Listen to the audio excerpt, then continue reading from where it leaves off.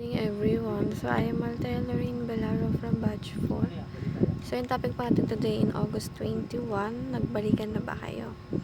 Or reconciliation. At ang scripture po natin ngayon ay matatagpuan sa 2 Corinthians chapter 5 verse 18 to 19. So basahin po muna natin yung concept ng reconciliation. So, it is a God's gracious act of removing enmity and restoring fellowship between sinful humanity and Himself. Because of our sin, we stood as enemy of God, deserving His holy wrath. Yet, through Christ's atoning death, God initiated peace.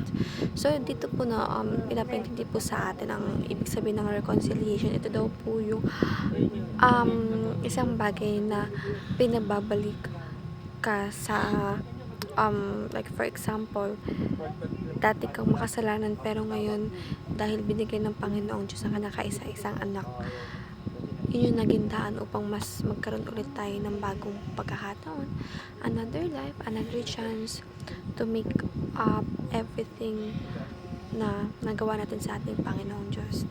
So gaya ng sabi ito, no, God deserved, because of our sin, we stood as enemy of God. So, dahil nga sa mga kasalanan natin, naging kaaway tayo ng Panginoong Diyos. Pero dahil sa dugo ng kanyang anak na isinugal o ibinuwi sa atin, ay ngayon tayo ay may pagkakataon upang ipakita sa ating Panginoong Diyos na tayo ay deserving ng second chance. And of course, hindi sayang yung pagbibigay o pag-aalay niya ng kanyang anak para lang sa atin upang matubos tayo muli sa ating mga kasalanan. So, we should prove Him na tayo ay meron ng changes sa mga decisions in life, and also we will make up everything na nagawa natin for Him kahit na hindi pa tayo buhay nung unang panahon. Pero kahit hindi po tayong buhay, meron pa rin tayong kasalanan dahil tayo ay bunga ng kasalanan. So, this reconciliation is not a mutual compromise, but a divine gift secured by the blood of His Son.